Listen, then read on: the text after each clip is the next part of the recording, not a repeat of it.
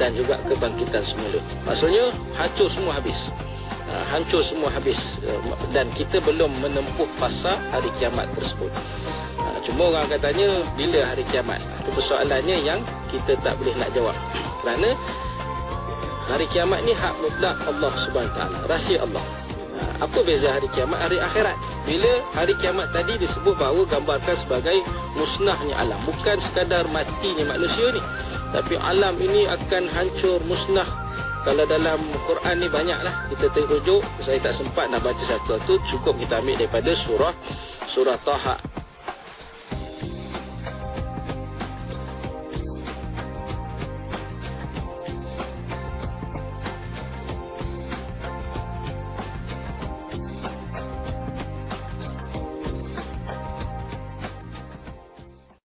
At-Taqiyyal Ghaniyal Khafi. Maksudnya, sesungguhnya Allah mencintai hamba yang bertakwa, kaya dan menyembunyikan amalan sedekah dan ibadahnya hanya kerananya. Hadis riwayat Muslim. Amsayna wa amsal mulku lillah walhamdulillah la ilaha illallah wahdah la syarika lah lahul mulk wa lahul hamd wa huwa ala kulli syai'in qadir. Rabbi as'aluka khayra ma fi hadhihi al-layla wa khayra ma ba'daha wa a'udhu bika min syarri ma fi hadhihi al-layla wa syarri ma ba'daha. Rabbi a'udhu bika min al-kasal wa su'il kibar. Rabbi a'udhu bika min adabin fil nar wa adabin fil qabr. Kami dan seluruh kerajaan memasuki waktu petang kerana Allah. Segala puji bagi Allah. Tiada sesembahan yang berhak disembah melainkan Allah semata. Tiada sekutu baginya. Semua kerajaan hanya miliknya dan segala pujian hanya untuknya. Dia maha berkuasa atas segala sesuatu. Wahai Tuhanku, aku memohon kebaikan yang ada di hari ini dan setelahnya. Sebaliknya aku memohon perlindungan dari keburukan yang ada di hari ini dan setelahnya.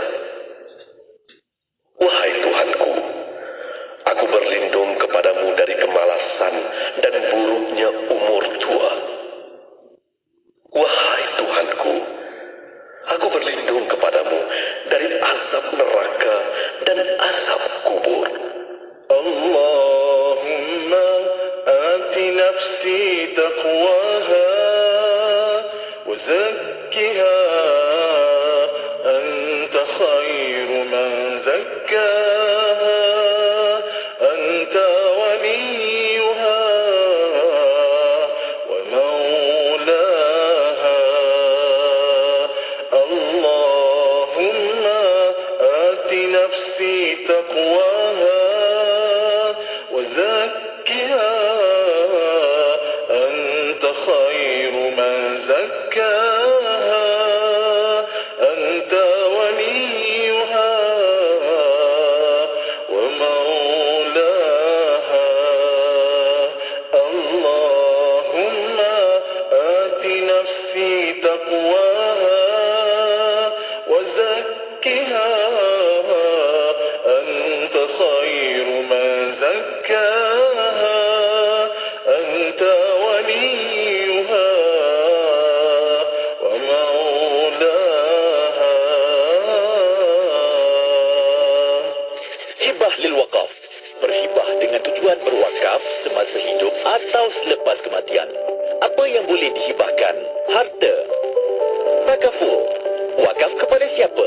Wakaf An-Nur yang telah dilatih sebagai nazir khas oleh Majlis Agama Islam Negeri Johor. Apa yang dilakukan dengan pewakafan kami? Nilai hibah ini akan dilaburkan melalui pembelian saham patuh syariah dan dijadikan harta wakaf kekal. Hasil pelaburan akan diagihkan bagi tujuan kebajikan am, antaranya bantuan kepada masjid, institusi pendidikan, mangsa COVID-19, gelandangan, mualaf, mangsa bencana dan lain-lain. Klinik Wakaf An-Nur, pengurusan Masjid An-Nur, pembangunan sosioekonomi melalui pusat wakaf komuniti dan dana niaga. Marilah membina kekayaan menuju alam abadi. Hubungi 07 297 2692 atau layari FB Wakaf An-Nur. Komputer, sila aktifkan pakej iklan promosi 2023. Baik Tuan, sila pilih pakej iklan yang Tuan inginkan. Baiklah, iklan beli satu percuma satu untuk semua jenis pakej iklan yang ada di IKIM. Baik Tuan, kami aktifkan. Pakej Rose, beli satu percuma satu aktif. Pakej Daily, beli satu percuma satu aktif. Pakej Target dan pakej Travelling, beli satu percuma satu aktif. Baiklah, terima kasih komputer. Ya, berita gembira kepada semua peiklan dan peniaga di seluruh Malaysia. Kami di Radu IKIM kini mengadakan pakej iklan mega. Beli satu percuma satu khas untuk anda. Anda beli satu, kami berikan satu lagi pakej iklan secara percuma. Jadi, beli satu, dapat dua. Beli dua, dapat empat. Beli tiga, dapat enam. Tunggu apa lagi? Hubungi kami di talian 019-650-7976 sekarang juga. Ruang iklan adalah terhad. Bertakluk kepada permanen syarat. Ayo sertai kempen Jom menyumbang RM50 demi pembebasan Masjid Al-Aqsa dan Palestin. Hubungi kami 03-8926-7019 dan layari Facebook Aman Palestin. Dengan roh, dengan darah, kami berkorban untukmu ya Aqsa. Anda kini sedang mendengar Destinasi IKIM bersama Mona Jasman.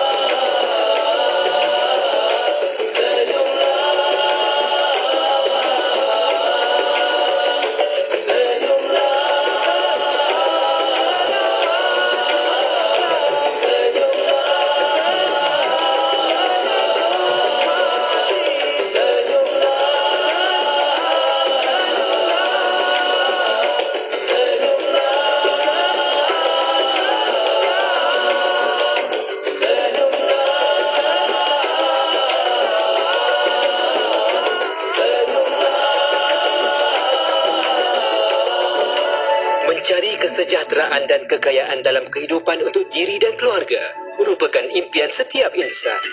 Dalam mencari kekayaan, nilai keberkatan tidak boleh diabaikan demi kebahagiaan di dunia dan di akhirat.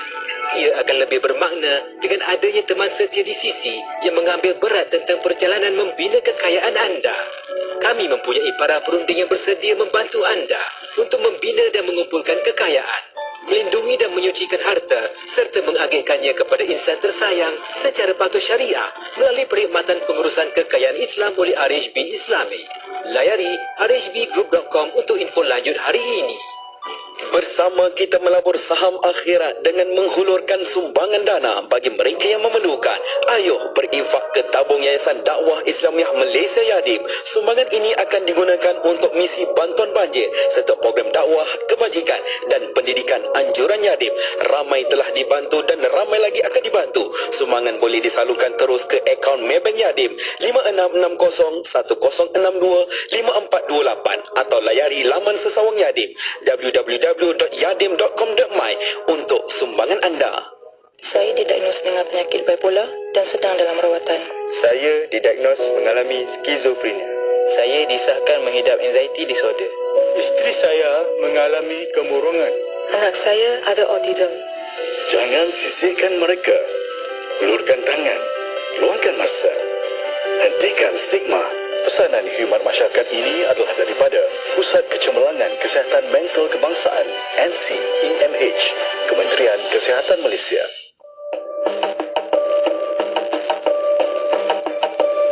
Pembinaan Masjid Wilayah Kuala Lumpur direalisasikan pada 25 Syawal 1416 Hijriah bersamaan 15 Mac 1996 dan siap dibina pada 30 Ogos 2000. Tapak binaannya berkeluasan kira-kira 13.4 hektar.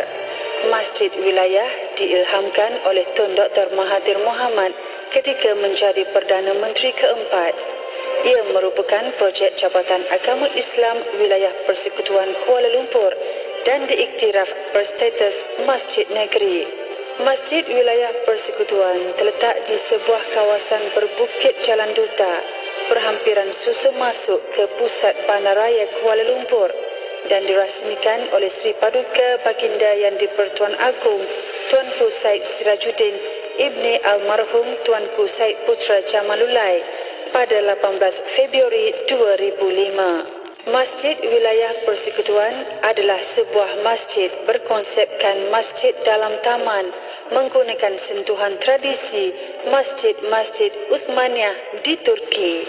Reka bentuk seni bina dan hiasan dalamannya pula adalah merupakan kombinasi reka bentuk tradisi Melayu Malaysia dan Timur Tengah. Masjid ini boleh menampung seramai 17,000 orang jemaah. Dilengkapi dengan pelbagai kemudahan, Masjid Wilayah merupakan masjid yang termoden di Malaysia pada masa kini. Miri 104.0 FM.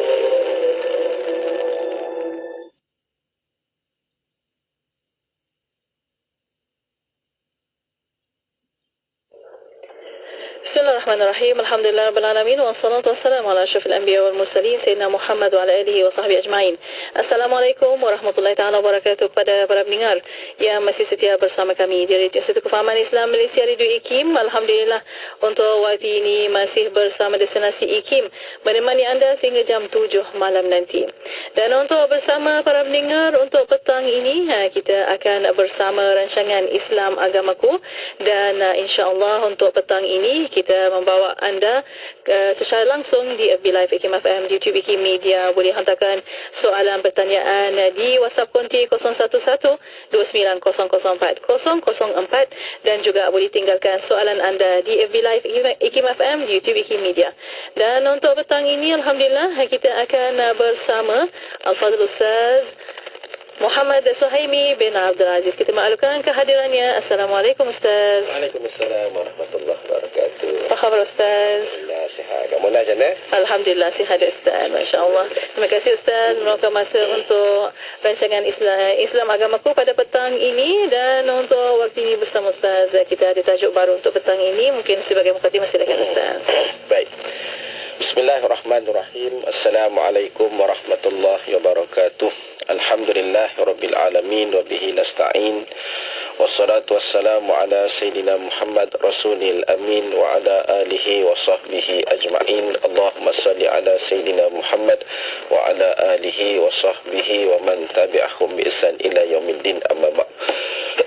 Yang dihormati Puan Mona Jasman, aku DJ bertugas pada petang ini, seterusnya penerbit, pendengar-pendengar, penonton-penonton yang setia bersama dengan Radio Hakim di mana saja anda berada. Khususnya saya tujukan kepada saudara-saudara baru, rakan-rakan dan muslim ataupun para pendakwah, guru-guru asatizah yang tekun dan gigih dalam menyampaikan dakwah juga di mana saja anda berada. Didoakan semoga mudah-mudahan kita ini diberikan kesihatan oleh Allah Subhanahu wa taala, dikukuhkan dengan iman, tauhid dan akidah pada Allah Subhanahu wa taala, serta merasakan kemanisan Islam dan iman. Seperti mana biasa, kita juga turut mendoakan saudara-saudara kita yang sedang berjuang hari ini di Gaza.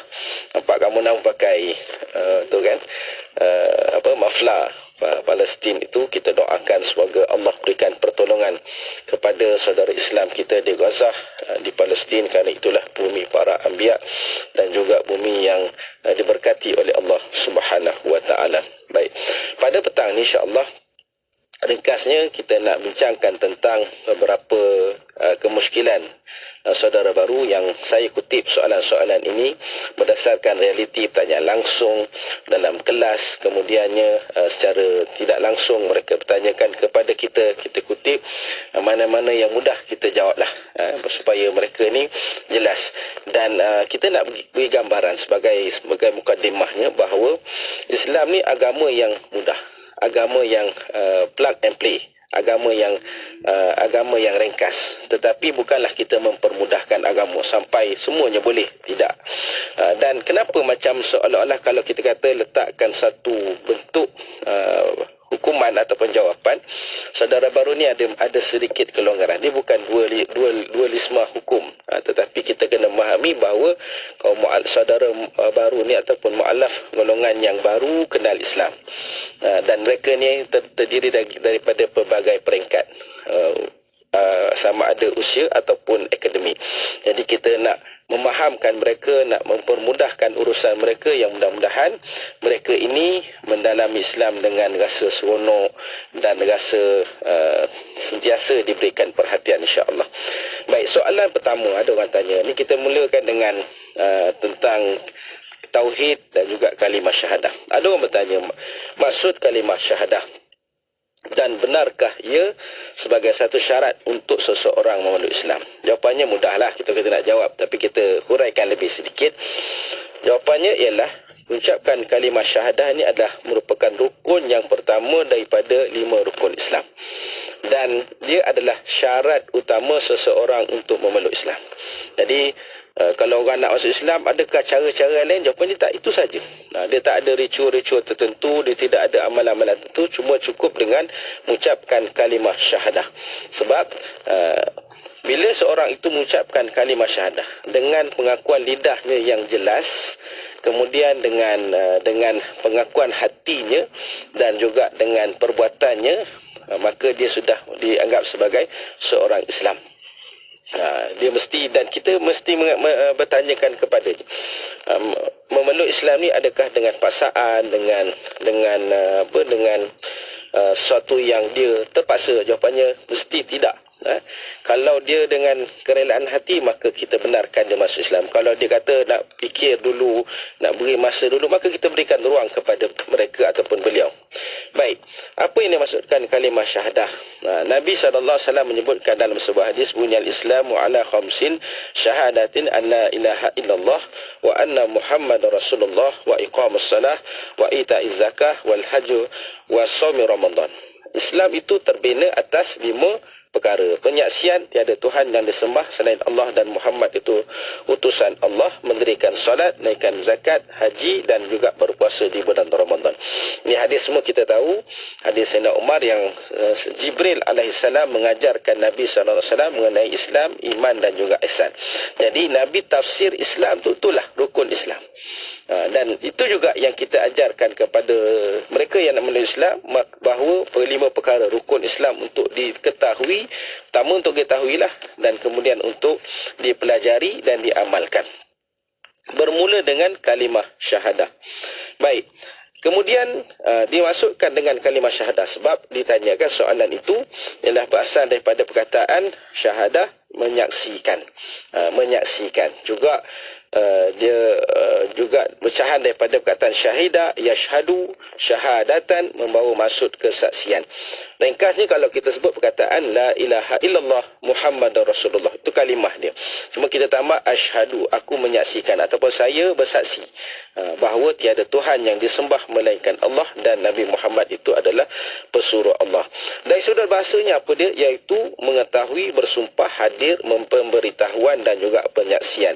Kemudian kalau dari segi istilah, syahadah ni ialah pengakuan, pemberitahuan, pengiktirafan, menerangkan, menjelaskan mengenai keyakinan kepada Allah yang wajib disembah dan mengakui bahawa Muhammad adalah pesuruh Allah.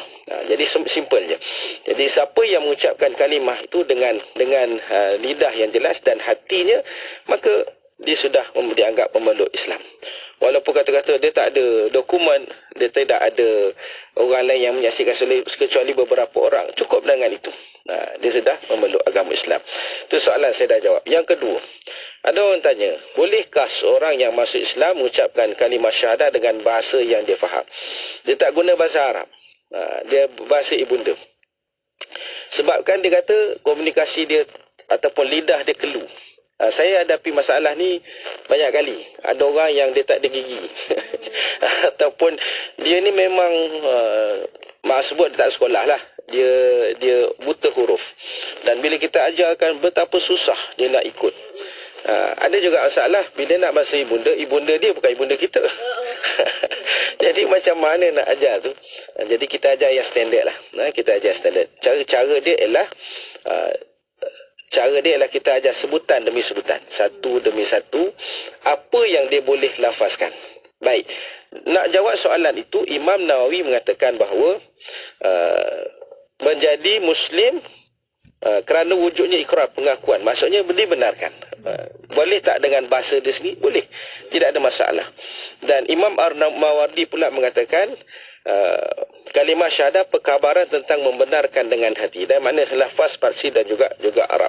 Jadi disimpulkan bahawa mengucapkan 2 kalimah syahadah dalam bahasa selain Arab adalah dibolehkan.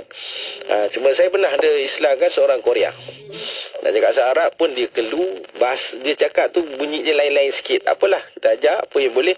Kemudian berterjemah bahasa apa? Bahasa Inggeris dia kurang jelas. Tak apalah, bahasa Korea dia boleh cakap saya tak faham ataupun saya cakap dia tak faham. Jadi apa yang paling mudah ialah kita tuliskan dalam bahasa Inggeris yang standard, dia bacalah benda tu, walaupun dia susah nak faham sebab tak ada orang yang boleh terjemah bahasa Korea ketika itu, waktu itu di tempat itu. Kalau kita panggil orang lain waktu lain, boleh kita arrange kan. Kita di Perkim ni tuan-tuan sekalian, kita ada yang penterjemah selain bahasa Inggeris tu biasalah, kita ada bahasa Mandarin, kita ada Tamil, kita ada Tagalog, Filipin, kita juga ada orang asli, bahasa asli daripada Siam pun ada, dan juga daripada Sarawak, Iban. So boleh terjemah tu. Tiba-tiba datangnya Korea tak tahu nak cari mana, kita gunakan bahasa standard, bahasa Inggeris dan juga bahasa Arab, diikutlah bahasa yang tu. Dia boleh, kalau dia boleh bahasa ibunda dia lebih baik, pun boleh. Sebaik-baiknya ialah guna bahasa Arab. So kita ni, tugas kita adalah untuk mengajarkan dia tentang syahadah itu. Jadi insya-Allah soalan-soalan kita akan sambung dalam pusingan yang seterusnya. Iya, insya-Allah. Alhamdulillah. Terima kasih Ustaz. Dan untuk waktu ini kita berehat seketika, kita akan kembali selepas ini. Untuk bersama para pendengar, boleh hantarkan soalan anda melalui WhatsApp konti 01129004 dan juga boleh tinggalkan soalan anda di FB Live IKIM FM, di YouTube IKIM Media. Berehat seketika pada waktu ini, kembali selepas ini untuk anda terus setia bersama kami hanya di Destinasi IKIM. استمروا معنا في إذاعتكم إذاعة معهد الوعي الإسلامي الماليزي لمبah Kelang 91.5 FM.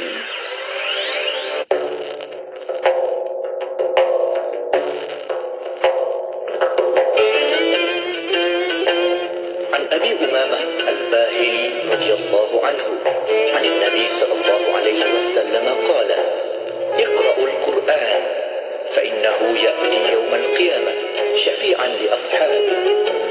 Daripada Abu Umamah Al-Bahili radhiyallahu anhu, Nabi sallallahu alaihi wasallam bersabda, bacalah Al-Quran, sesungguhnya ia akan datang pada hari kiamat memberi syafaat kepada golongannya. Hadis riwayat Muslim. Radio IKIM membawa kepada anda lagu-lagu nasyid terbaik. Begitu indah dunia, siapapun kan tergoda. Ya Muhammad Rasulullah. IKIM memberi anda lagu-lagu nasyid yang mengusik jiwa. Akan terjadi. IKIM, inspirasi Inforia Islami. Di dalam Islam ada yang dikatakan sebagai hasan dan ada yang dikatakan sebagai ahsan. Hasan itu baik, ahsan itu lebih baik. Dan ada yang dikatakan sebagai fadlun, lebih, dan ada yang dikatakan sebagai afdal, lebih baik. Itulah yang disebutkan sebagai value added di dalam Islam. Demikian di dalam pekerjaan. Pekerjaan supaya ia bernilai ibadah dan mendapat ganjaran yang sempurna bukan hanya dilakukan dengan sambil lewa, tetapi melakukannya dengan penuh kesungguhan dan dedikasi, penuh apa yang dituntut dalam melakukannya. Sebab itulah baginda Rasulullah sallallahu alaihi wasallam menyebutkan, innallaha yuhibbu idza amila ahadukum amalan ayyutqinahu. Sesungguhnya Allah sangat mencintai seseorang kamu yang apabila dia melakukan sesuatu pekerjaan, dia melakukan dengan itqan. Itqan bermaksud satu, ikhlas, yang kedua melakukan dengan sepenuh baik dan sehabis cemerlang yang mungkin. Nak dengar rancangan santapan jiwa untuk kehidupan? Semuanya ada di IKIM, Inspirasi Inforia Islami. Bismillah, alhamdulillah, wassalatu wassalamu ala rasulillah. Alhamdulillah, masih bersama Destinasi IKIM pada waktu ini untuk rancangan Islam Agamaku. Dan alhamdulillah masih lagi bersama anda di FB Live IKIM FM, di YouTube IKIM Media. Soalan pertanyaan boleh hantarkan melalui WhatsApp konti 0112900404 dan juga boleh tinggalkan di FB Live IKIM FM, di YouTube IKIM Media. Masih bersama Al-Fadhil Ustaz Muhammad Suhaimi bin Abdul Aziz, pengerusi Perkim Syawangan Datuk Keramat.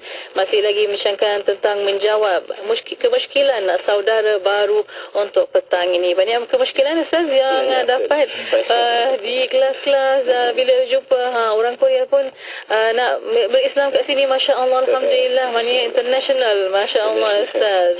Dan apa lagi kemusykilan yang dapat diselesaikan Ustaz, silakan. Baik, semua soalan-soalan ini saya nukilkan, saya rakam, saya tulis, dan kemudian insya-Allah kita akan bukukanlah untuk menjawab persoalan-persoalan saudara baru yang ringkas-ringkas yang mudah. Dan sudah tentu saya merujuk kepada tulisan para ulama kita, para asatizah kita.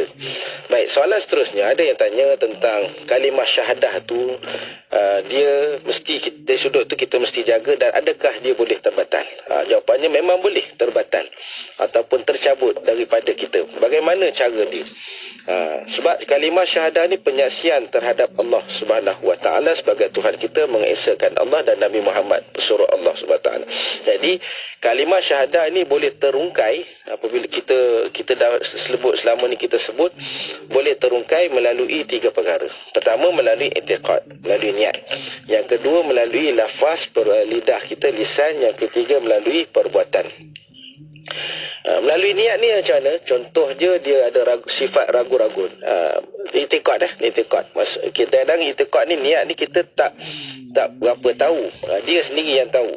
Dia ada perasaan was-was terhadap kewujudan Allah. Betul ke Allah ni ada? Dia ada pertikaikan itu ke dalam hatinya.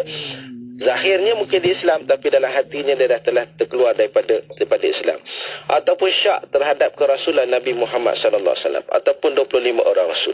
Kita dalam Islam, kita beriman dengan semua orang rasul, semua rasul yang diutuskan. Kemudian syak, ragu-ragu terhadap adanya kiamat, adanya syurga, adanya neraka, kebangkitan dan macam-macam lagi yang berkaitan dengan selepas daripada itu juga dikatakan terkeluar daripada Islam atau cabut syahadah. Tidak percaya atau syak terhadap satu daripada sifat wajib Allah yang disepakati ulama. Itu juga tercabut syahadah dia, terungkai syahadahnya.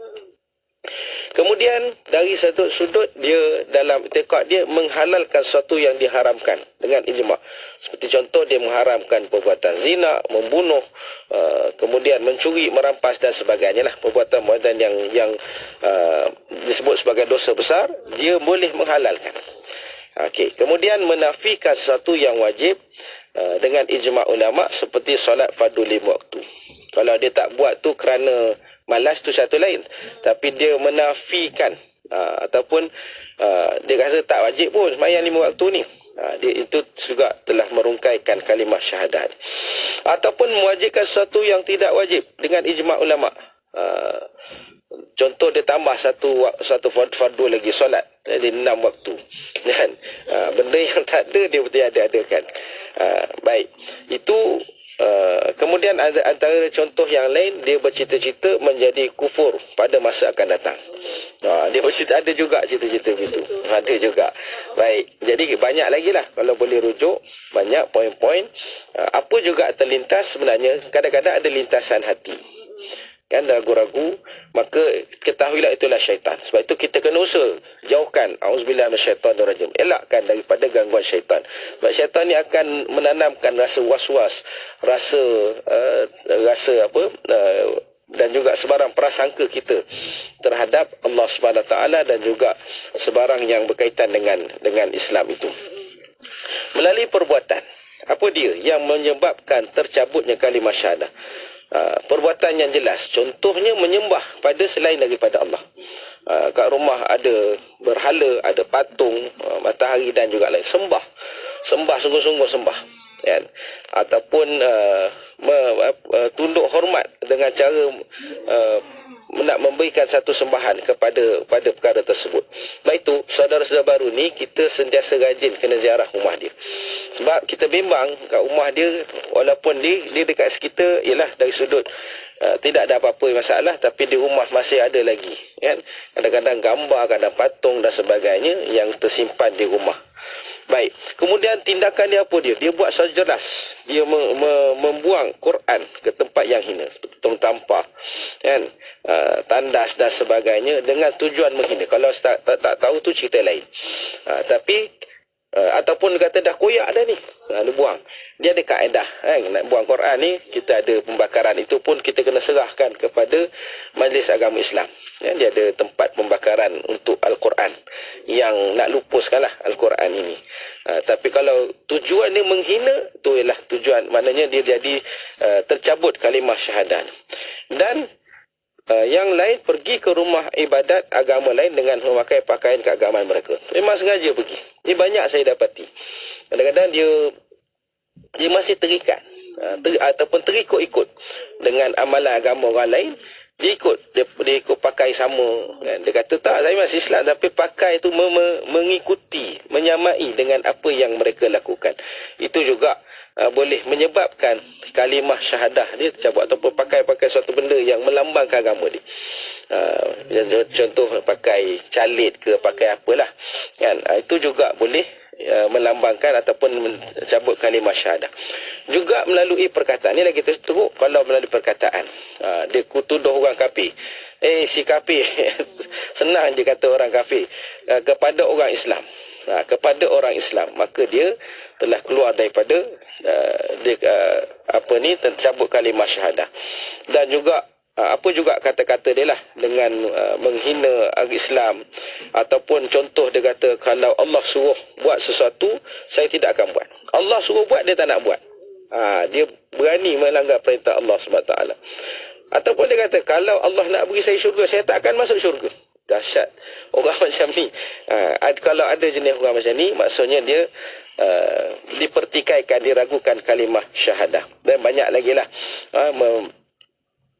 membaca Quran dengan tujuan untuk menghina, kan, baca dengan terbalik dan sebagainya. Semua benda-benda yang melambangkan, yang boleh menyebabkan kalimah syahadah dia boleh tercabut. Baik, tentang ada juga soalan berkaitan dengan syariat. Bila dia masuk Islam, apa yang kena buat dulu oleh mu'allaf, dan bagaimana mengajar mu'allaf mengenai solat. So dia nampak dah keutamaan dekat situ. Saya nak sebut gini. Perkara pertama, saudara baru bila masuk Islam perlu ketahui adalah dengan mengenali Allah SWT. Kalimah tauhid, benda yang berkaitan dengan ilmu tauhid, mendekatkan ataupun mengenali Allah SWT. Tauhid, akidah, kalimah syahadah, iman, kaitan semua tu mesti kita ketahui dan faham dulu. Faham tu dulu, tujuan apa kita dijadikan, tujuan apa kita masuk Islam, dan bagaimana mengenali Allah Subhanahu Wa Taala. Bila dah sampai pada tahap tu, termasuk yang tadi kita sebut perkara yang menyebabkan akidah iman kita jatuh, kita faham kat situ, barulah kita move pada perkara yang lain. Apa dia? Iaitu benda yang selepas daripada tauhid akidah ialah kita mesti memahami tentang solat lah. Tentang solat. Sebab ni keutamaan dia. Baik. Sebelum nak sampai ke solat tu, biasalah kita akan diajar bagaimana bersuci dalam Islam. Ni pun kita dah tersentuh tajuk-tajuk yang lepas. Bersuci dalam Islam. Kadang-kadang tajuk-tajuk ni pun makan masa 3-4 bulan. Betul orang tanya, Ustaz, sampai bila saya kena kuasai ilmu mengenai solat ni? Saya cakap dia tidak ada tempoh waktu. Yang penting kita ada usaha nak belajar. 3 bulan, 4 bulan, setahun, bahkan tidak keterlaluan boleh katakan bahawa ada saudara baru kita 2-3 tahun pun masih lagi tentang bacaan dalam solat pun tak clear lagi. Tapi tak apalah, sebab dia berusaha nak belajar. Kita belajar tentang bersuci. Nak sampai solat tu kena bersuci dulu. Kemudian tahu dulu solat ni apa benda. Solat yang fardu, kita utamakan yang fardu daripada yang sunat. Jangan ajar dia solat tahajud dulu. Ajar dulu solat fardu 5 waktu. Baik. Dan juga kaifiat dia. Ajar tu dulu. Mungkin peringkat pertama diikut je kita semayang, kan. Kemudian barulah ajar yang seterusnya, berwudu, kan, belajar pergerakan solat, bacaan dalam solat yang wajib-wajib dahulu, Fatihah dan sebagainya. Fatihah ni kita akan sebut dalam pusingan yang ketiga. InsyaAllah ada beberapa banyak lagi soalan yang kita nak jawab, InsyaAllah. InsyaAllah. Alhamdulillah. Terima kasih Ustaz atas pencerahan. Banyak soalan nampaknya dari saudara baru ni yang Ustaz Alhamdulillah ada jawapan untuk mereka, InsyaAllah. Semoga ada manfaatnya kepada mereka, InsyaAllah. Dan untuk bersama para pendengar, ada soalan, pertanyaan boleh hantarkan melalui WhatsApp konti 0172900404 dan juga boleh tinggalkan soalan anda di FB Live IKIM FM, di YouTube IKIM Media. Berhasil ketika pada waktu ini, kembali selepas ini untuk anda terus setia bersama kami hanya di Destinasi IKIM. Nak tahu yang terkini tentang Radio IKIM? Atau nak tengok video menarik daripada para penyampai Radio IKIM? Atau anda nak tahu apa yang best? Jom ikuti kami di semua platform media sosial. Kalau di FB, cari kami di IKIM FM, Instagram ikim.my dan TikTok @Radio IKIM. Kalau tak ikuti, anda yang rugi.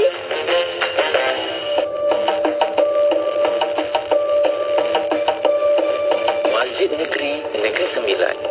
Masjid Negeri Negeri Sembilan merupakan masjid negeri yang terletak di Seremban Negeri Sembilan. Ia telah dibina pada tahun 1966 di atas tapak yang telah dikurniakan oleh kerajaan negeri. Memandangkan Negeri Sembilan pada masa itu belum mempunyai masjid negeri, maka kerajaan Negeri Sembilan di bawah pimpinan yang amat berhormat Tan Sri Dr. Muhammad Sain bin Muhammad, Menteri Besar Negeri Sembilan ketika itu, telah bersetuju supaya masjid negeri dibina di kawasan seluas lebih kurang 2 hektar bagi menggantikan Masjid Jami' Bandar Seremban yang tidak dapat menampung para jemaah yang semakin bertambah. Ia telah dirasmikan oleh Paduka Seri Tuanku Yang di-Pertuan Besar Negeri Sembilan pada hari Jumaat 24 November 1967. Reka bentuk masjid negeri yang dibina pada tahun 1967 ini begitu simbolik. 9 tiang, 9 ruang dan 9 anjung tambahan yang dibina menggambarkan struktur politik negeri di mana Negeri Sembilan yang satu ketika mempunyai 9 daerah pentadbiran.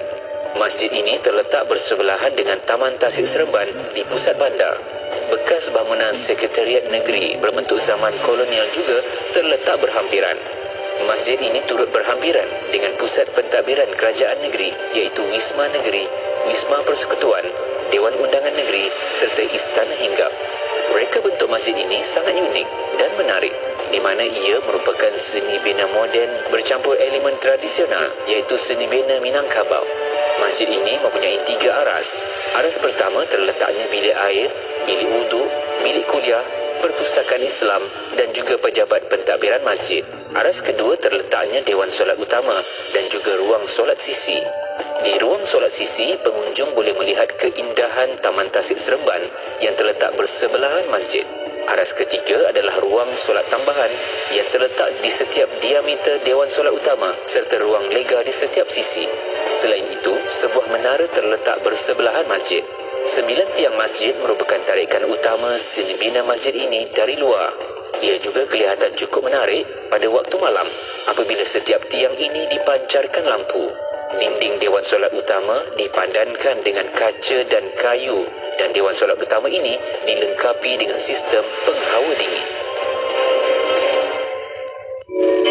Melaka 89.5 FM. Inspirasi Inforia Islami hanya di Radio Institut Kefahaman Islam Malaysia. Terima kasih kepada anda yang masih setia bersama kami. Untuk waktu ini, Alhamdulillah masih bersama rancangan Islam Agamaku dan masih bersama Fadil Ustaz Muhammad Suhaimi Abdul Aziz untuk petang ini dan masih mensyangkan tentang menjawab kemusykilan saudara baru. Banyak lagi kemusykilan ya Ustaz? Banyak lagi Ustaz. Untuk waktu ini bersama Ustaz, silakan Ustaz. Baik, saya nak jawab satu soalan saja lagi sebelum ada juga pertanyaan-pertanyaan daripada di luar sana, pendengar-pendengar. Soalan yang ditanyakan oleh saudara baru juga tentang solat, tentang solat. Tadi saya sebut tentang apa yang keutamaan dia selepas masuk Islam. Yang ni dia tanya, dia sembahyang tapi tak boleh nak baca Fatihah, tak boleh nak hafal. Ni banyak berlaku ni. Dia bukan teori tapi realiti yang berlaku pada saudara kita sebab ialah saya sebut faktor usia kan, faktor pendidikan. Ada yang memang kelat dia nak sebut tu. Okey, baik. Jadi kita nak sebut bahawa dalam solat ni benda yang paling utama nak diajar tentang lafaz takbir, 4 benda surah Fatihah, tahiyat akhir dan juga salam. Jalan salam. Ini yang kita ajarkan kepada saudara baru. Yang lain surah-surah tu tak apa, kita kemudian kan. Baik. Mana Fatihah ni adalah benda yang sebenarnya kalau ikut hukumnya adalah satu benda yang wajib. Tapi kalau tak boleh nak macam mana? Baik. Cara kaedah dia ialah kita bagi tips sikitlah kepada saudara baru. Kalau boleh membaca tapi tak boleh hafal. Boleh baca, kadang-kadang orang baca, dia baca bukan lafaz Jawi tu, dia tulis dengan Rumi ataupun dengan bahasa ibunda dia. Tak apa buat. Dibolehkan pegang lampiran kertas yang ada surah Fatihah. Pergi surau, bawa kertas tu, orang lain duduk dengar ni, kita buka kertas tu, buka siap-siap lah, jangan banyakkan pergerakan, buka siap-siap. So ketika mana selepas imam baca ataupun mungkin solat yang zuhur asar tu, kita bacalah ikut bacaan yang kita tulis tadi. Jadi ataupun kalau tak boleh kertas tu, kita telefon pun tak apa, buka, dibenarkan. Jangan buka suara je lah. Okey, baca ketika mana solat tadi. Baik, jika sudah boleh baca tapi tak boleh menghafal sepenuhnya, wajibkan baca surah Fatihah sekadar kemampuan. Tadi tak boleh langsung kan. Kalau dah boleh, sikit baca apa yang kita mampu. Mungkin 3 ayat pertama, 4 ayat pertama buat. Ini dibenarkan untuk mu'allaf saja. Jangan semua orang buat itu. Semua orang buat je tu, habislah tak sah solat kita kan. Sebab Fatihah tu wajib, fardu. Kemudian Jika tak boleh baca dan tidak boleh menghafalnya tapi mampu mengikut bacaan, dicadangkan untuk mualaf terbabit dibantu oleh seorang fasilitator yang boleh membaca surah Fatihah dengan baik. Sebab itu dia kena ada bimbingan, kelas-kelas. Dan kami buat kelas praktikal solat ni memang berbulan-bulan lama ni. Kadang sampai guru tu fed up juga. Saya cakap dengan guru, sabarlah kan. Sebab yalah, bukan semua orang. Ada orang cepat. Ada kawan saya seorang masuk Islam tahun 2021, sekarang dapat tauliah. Bagus, cepat dia. Tapi ada orang yang lambat, hampir 7-8 tahun pun tak dapat menguasai apa-apa. Jadi kita kena sabar, dan orang tu pula dia bersungguh untuk belajar.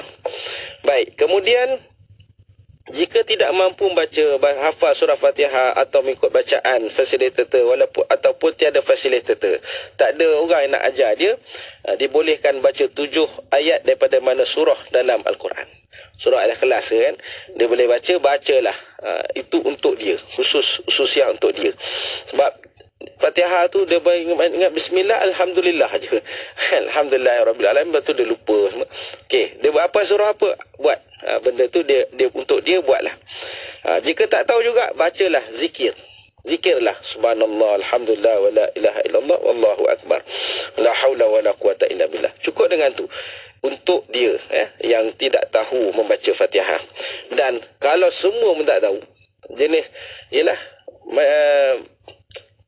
Fatihah tak ingat-ingat, maka sekadar ikut je lah imam buat. Apa yang imam buat, dia ikut. Ni saya kemarin kami buat Islam kat seorang. Lepas Islam tu kita masuk solat fardu zuhur. Jadi kita ajarlah macam mana berwuduk, kemudian solat saja. Saya kata ikut saja. Ini khusus untuk orang macam ni lah. Ikutlah nak Fatihah apa, baru 2 jam masuk Islam. Jadi ikut je apa yang boleh dia mampu untuk lakukan. Jadi kesimpulannya adalah, pertama nak beritahu Fatihah ni untuk orang lain semua wajib kita mengetahui, dan kita bahkan membaca dalam solat itu, bukan baca dalam hati ataupun lafaz yang tidak didengar, kena didengar oleh kita sendiri. Tapi bagi saudara baru, ikutlah rentak ataupun kemampuan yang anda mampu. Jadi insya-Allah kita nak dengar juga soalan-soalan yang boleh kita kongsikan daripada pendengar. Baik Ustaz, alhamdulillah. Terima kasih Ustaz. Dan untuk waktu ini ada soalan di FB Live IKIM FM. Ada yang bertanya Ustaz, ini kalau orang Islam beli pokok pine tree dan buat corak macam Christmas, adakah gugur akidah? Okey. Menjawab soalan ni, pertama kita kena tahu bahawa perayaan itu adakah perayaan agama ataupun tidak. Kalau ia perayaan agama, dan yang kedua soalan yang kita tanya, kenapa adakah dengan pokok itu pokok melambangkan keagamaan apa tidak, kan?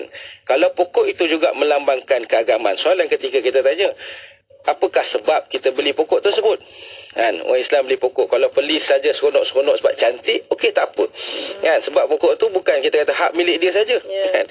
Contoh pokok gorkat milik orang Yahudi. Orang Yahudi nak pokok gorkat sebab nak selamatkan diri, tetapi dia tak ada kaitan dengan agama lah. Cuma pokok pine tree tu kata kita cantik, kalau beli sekadar tak apa.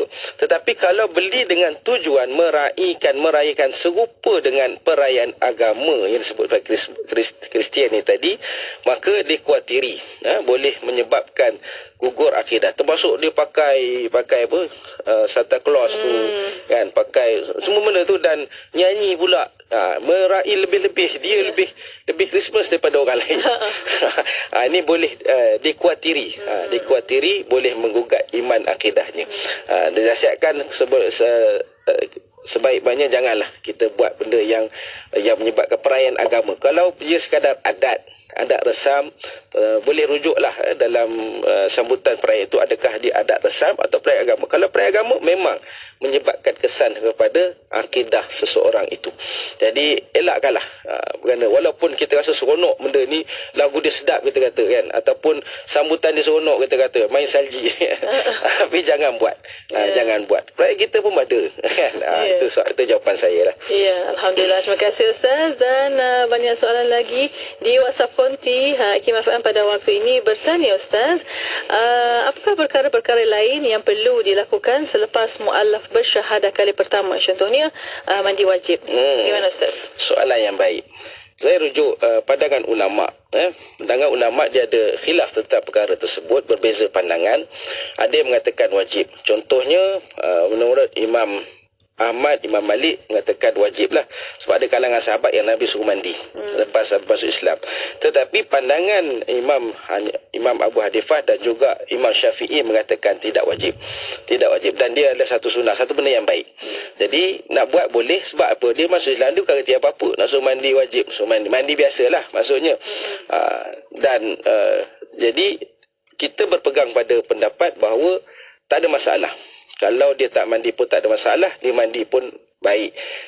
Susah lah untuk dia kan, kalau duduk tepi jalan nak suruh pergi mandi dulu sebagainya.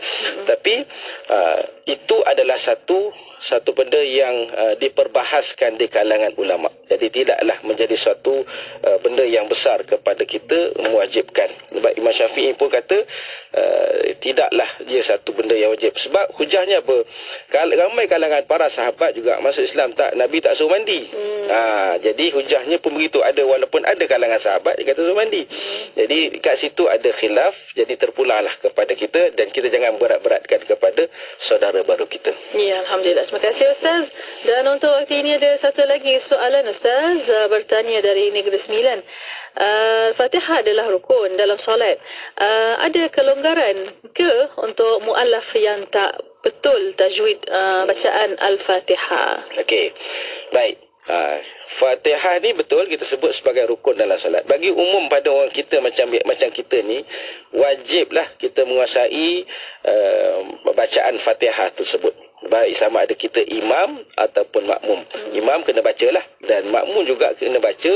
Yang bacaan itu kita lafazkan, kita dengar, bukan kita sebut dalam hati. Manakala saudara baru, kita nak sebut macam mana saudara baru ni, mu'allaf ni dia kategori pelbagai. Ada yang kita lidah dia kelat dan kelu nak sebut Fatihah tu, dan saya telah sebutkan tadi kaedah dia, kalau dia boleh pegang kertas ataupun telefon tu yang ada surah Fatihah yang dia faham. Kan bahasa Arab kita apa, dia tulis dalam bahasa ibunda dia, bahasa apa pun dia baca ketika mana solat, mana sampai tahap tu. Dan kalau tak boleh, dia buatlah baca ayat sampai tahap mana kemampuan dia. Tak boleh juga, dia boleh pergi hafal surah yang lain. Kata contoh surah Al-Ikhlas tadi, bacalah surah Al-Ikhlas tadi. Dia ada tempoh lah, maksudnya mu'allaf ni kan kita kata kategori jakim sampai 5 tahun. Sebaik-baiknya sampai itulah. Tapi ada juga sampai lebih 10 tahun pun. Yalah, minta maaf, kadang mungkin dari sudut pemikiran ataupun pendalaman kepada ilmu Islam dia tak pandai sangat. Kita kena fahamkan situ. Jadi kita melonggarkan untuk saudara-saudara baru ni memahamkan surah Fatihah. Kalau tak boleh juga zikir. Kan, zikir. Subhanallah, alhamdulillah, wa la ilaha illallah, Allahu akbar. Itu saja yang dia boleh buat. Sampai tak boleh juga, ikut jelah imam. Ikut jelah imam. Yang penting apa? Dia semayang. Yang penting Allah lah yang menilai segala-galanya tentang diri dia itu. Ya, Alhamdulillah. Terima kasih Ustaz atas perkongsian untuk petang ini, dan ada tinggal sedikit masa lagi Ustaz untuk kesimpulan dan kata-kata akhir. Silakan Ustaz. Alhamdulillah. Untuk yang terakhir ini, sengaja saya buat tajuk ini supaya kita nak bicarakan ni bukan soal mu'allaf ni ada hukum lain, tidak. Hukum Islam dalam Islam ni tetap sama. Cumanya untuk saudara baru, kita sebagai pembimbing, sebagai pendakwah, kita hendaklah memahami situasi keadaan saudara baru ini. Mereka nak masuk Islam tu satu benda yang sangat syukur pada Allah Subhanahu Taala. Maka nak membimbing mereka ni memerlukan satu kekuatan pada kita dan kesabaran kepada kita. Situasinya sudah tentu tidak sama. Mu'allaf ni kalau umur 18 tahun senanglah, dia cepat nak belajar. Tetapi kalau umur 60 tahun, 70 tahun yang mereka ini telah bergelumang dengan kehidupan yang lama, dah tentu nanti kita ada soalan-soalan yang akan berkaitan dengan itu. Sudah tentu dia sudah sebati dalam hidup mereka nak menukar kepada ajaran Islam yang sebenar ini, satu benda yang sangat-sangat sukar. Jadi pesan saya kepada saudara baru mu'allaf, jangan bimbang, kita tidak akan pandang negatif pada anda yang baru masuk Islam, yang bertatih untuk belajar tentang Islam. Dan kepada pendakwah sekalian juga, tolong sabarlah dalam mendidik mereka, dan jangan pandang sinis. kepada saudara baru ni, hina mereka, merendah-rendahkan mereka, jangan. Mereka juga ada, bahkan kemungkinan mereka lebih tinggi kedudukannya di sisi Allah SWT kerana mereka tidak dosa ataupun kurang dosanya bila baru masuk Islam. Jadi keadaan inilah yang perlukan kepada kita kefahaman, pemahaman itu, yang mudah-mudahan dengan apa yang kita sebut ini dapat menambahkan keinginan mereka untuk mendalami Islam selanjutnya. Wallahu a'lam. Ya, insya-Allah, alhamdulillah. Di hari ini terima kasih banyak-banyak kepada Fadil Ustaz Muhammad Suhaimi bin Abdul Aziz. Insya-Allah kita jumpa lagi Ustaz. Assalamualaikum. Waalaikumsalam warahmatullahi. Alhamdulillah. Dan untuk para pendengar, terima kasih kepada anda dan untuk anda terus setia bersama kami di Destinasi IKIM Inspirasi Inforia Islami. Nak dengar rancangan santapan jiwa untuk kehidupan? Semuanya ada di IKIM Inspirasi Inforia Islami.